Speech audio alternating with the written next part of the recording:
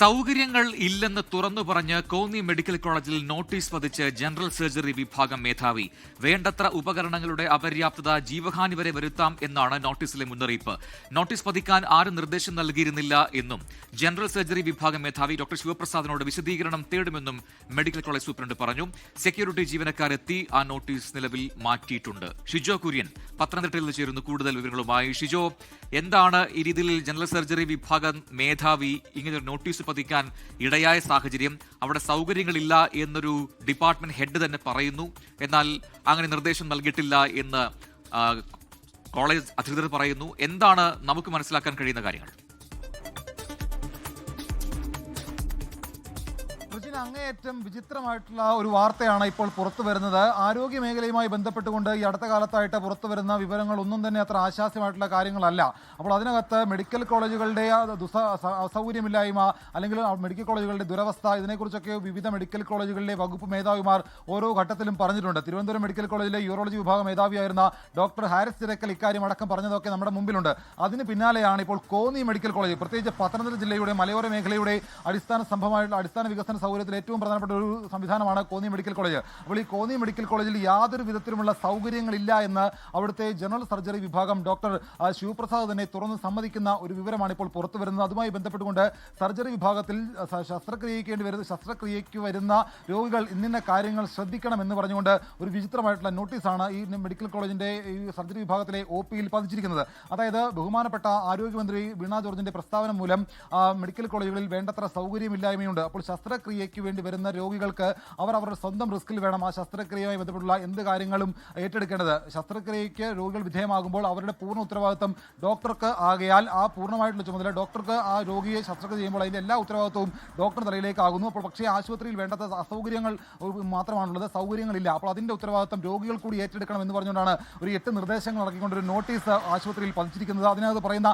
8 നിർദ്ദേശങ്ങൾ അല്ലെങ്കിൽ 8 കാര്യങ്ങൾ ഇതൊക്കെയാണ്. ഒന്നാമത്തെ വാചകം എന്ന് പറയുന്നത് വേണ്ടത്ര ഉപകരണങ്ങളുടെ അപര്യാപ്തത, അത് ജീവഹാനി വരെ വരുത്താം. 2, സുസജ്ജമായ തീവ്രപരിചരണ വിഭാഗമില്ലായ്മ. കാരണം മെഡിക്കൽ കോളേജൊക്കെ സുസജ്ജമായി പ്രവർത്തിക്കുന്നതെന്നാണ് ആരോഗ്യമന്ത്രി പറയുന്നത്. പക്ഷേ അവിടുത്തെ സർജറി വിഭാഗം മേധാവി തന്നെ പറയുന്നു സുസജ്ജമായ തീവ്രപരിചരണ വിഭാഗമില്ലായ്മ. മൂന്നാമത്തെ കാര്യം വേണ്ടത്ര ട്രെയിൻഡ് സ്റ്റാഫിന്റെ അഭാവം, പരിശീലനമുള്ള വേണ്ടത്ര വിദഗ്ധരായിട്ടുള്ള ജീവനക്കാരില്ലാത്തൊരു കാര്യം കൂടി ഉണ്ട് എന്ന് ഡോക്ടർ പറയുന്നു. നാലാമത്തെ കാര്യം എന്ന് പറയുന്നത് തിയേറ്ററിന്റെ ഉള്ളിൽ ആവശ്യത്തിന് വിദഗ്ധരായ സഹപ്രവർത്തകരുടെ അഭാവം.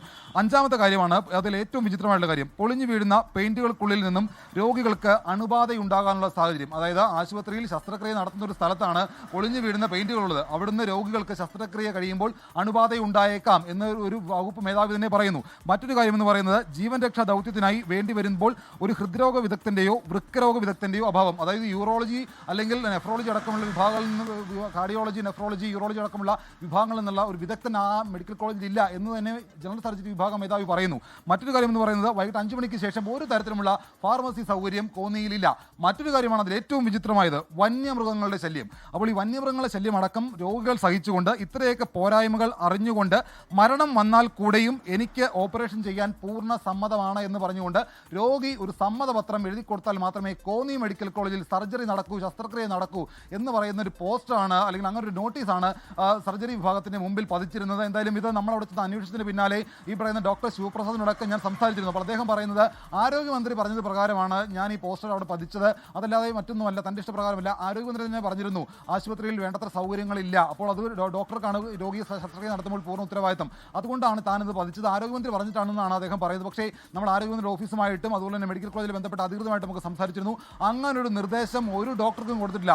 അങ്ങേയറ്റം വിചിത്രമായിട്ടുള്ള ഒരു നടപടിയാണ് അദ്ദേഹം ചെയ്തിട്ടുള്ളത് എന്ന് തന്നെയാണ് Konni medical college superintendent doctor ഷാജിയും പറയുന്നത്. ഈ പറയുന്ന ഡോക്ടർ ശിവപ്രസാദിൽ നിന്ന് ഇതിപ്പോൾ ഇങ്ങനെയുള്ള ഈ പരാമർശങ്ങളടങ്ങിയ നോട്ടീസ് പതിച്ചു എന്നത് മാത്രമല്ല, ഒരു ഡിപ്പാർട്ട്മെന്റ് ഹെഡ് സർജറി വിഭാഗം മേധാവി പറയുന്നു ആരോഗ്യമന്ത്രി പറഞ്ഞിട്ടാണ് ഞാനിതിവിടെ പതിച്ചത് എന്ന് പറയുമ്പോൾ അതിന്റെ ഗൗരവ സ്വഭാവം വർദ്ധിക്കുകയാണ്. ഷിജോ, നമുക്കറിയേണ്ടത് ഈ രീതിയിൽ ഈ സർജറി വിഭാഗത്തിൽ ഇത്തരത്തിലുള്ള പ്രശ്നങ്ങളുണ്ട്, കുറവുകളുണ്ട് എന്ന് ഏതെങ്കിലും രോഗികളോ അല്ലെങ്കിൽ അവരുടെ ബന്ധുക്കളോ ഏതെങ്കിലും ഘട്ടത്തിൽ പരാതി നൽകിയിട്ടുണ്ടോ? അല്ലെങ്കിൽ അത്തരം ആക്ഷേപങ്ങൾ ഇതുമായി ബന്ധപ്പെട്ട് കോന്നി മെഡിക്കൽ കോളേജിനെതിരെ ഇതിനോടകം ഉയർന്നു വന്നിട്ടുണ്ടോ ഏതെങ്കിലും ഘട്ടത്തിൽ?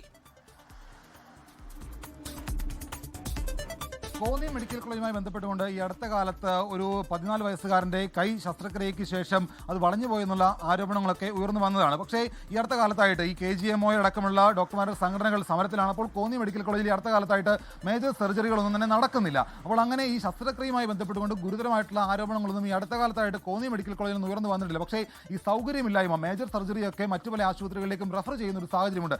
രോഗികൾ അങ്ങനെ ഗുരുതരമായിട്ടുള്ള പരാതിയുമായിട്ട് രംഗത്ത് വന്നിട്ടില്ല എങ്കിൽ പോലും ആശുപത്രിയിൽ വേണ്ടത്ര സൗകര്യങ്ങളില്ല എന്ന് പറഞ്ഞുകൊണ്ട് ഒരു വകുപ്പ് മേധാവി വരുന്നത് നിസ്സാരമായിട്ട് കാണാൻ കഴിയുകയില്ല. അതിലേറ്റവും പ്രധാനപ്പെട്ടത് കുറേയധികം കാര്യങ്ങൾ പറഞ്ഞുകൊണ്ട് ഇതിൽ നിന്ന് എൻ്റെ ഉത്തരവാദിത്വം ഇത്രയൊക്കെയാണ്, അതിൽ നിന്ന് ഞാൻ മാറി നിൽക്കുന്നു. അപ്പോൾ ഇത് രോഗികൾ, അവിടെ ശസ്ത്രക്രിയയ്ക്ക് വേണ്ടി വരുന്ന രോഗികൾ ഇത് പൂർണ്ണമായിട്ട് ഉൾക്കൊണ്ടുകൊണ്ട് അവർക്ക് എന്തെങ്കിലും തരത്തിലുള്ള ജീവഹാനി ഉണ്ടായാൽ അതിൻ്റെ പൂർണ്ണ ഉത്തരവാദിത്വം അത് രോഗികൾക്ക് മാത്രമായിരിക്കും എന്ന് പറഞ്ഞുകൊണ്ട് ഡോക്ടർ അല്ലെങ്കിൽ വകുപ്പ് മേധാവി കൈയൊഴിയുന്ന ഒരു സാഹചര്യമാണ് ഇവിടെ സംജാതമായിട്ടുള്ളത്. ഇത്രയധികം 8 കാര്യങ്ങളാണ്. അതായത് സമ്മതപത്രം എന്ന് പറഞ്ഞുകൊണ്ട് ബഹുമാനപ്പെട്ട ആരോഗ്യമന്ത്രി പ്രസ്താവന നടത്തിയത് കൊണ്ട് ആശുപത്രിയിൽ വേണ്ടത്ര സൗകര്യമില്ല എന്ന് ആരോഗ്യമന്ത്രി തന്നെ പറഞ്ഞതുകൊണ്ട് ഇപ്പൊ മെഡിക്കൽ കോളേജ് സൂപ്രണ്ട് പറയുന്നത് അത്തരം നിർദ്ദേശങ്ങൾ നൽകിയിട്ടില്ലെന്നാണ്. അത് ശരി. അതല്ലാതെ ഇപ്പോൾ ഇതിനകത്ത് പറയുന്ന കാര്യങ്ങളിൽ വസ്തുതയുണ്ടോ?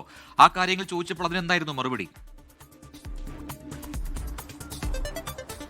അത് യാഥാർത്ഥ്യമാണ് പ്രജിൻ. അതിനകത്ത് നമുക്ക് അത് കോന്നിയിലെ മാത്രമല്ല കേരളത്തിലെ ഒട്ടുമിക്ക മെഡിക്കൽ കോളേജുകളിലും വേണ്ടത്ര പരിചയസമ്പന്നരായിട്ടുള്ള ജീവനക്കാരില്ല എന്ന് പറയുന്നത് വസ്തുതയാണ്.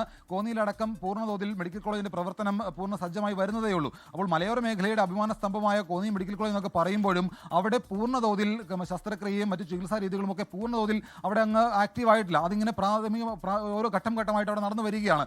അതിനിടയിലാണ് ഒരു വകുപ്പ് മേധാവി ഇത്തരത്തിലുള്ള പ്രശ്നങ്ങൾ ഉണ്ടെന്ന് തുറന്നു പറയുന്നത്.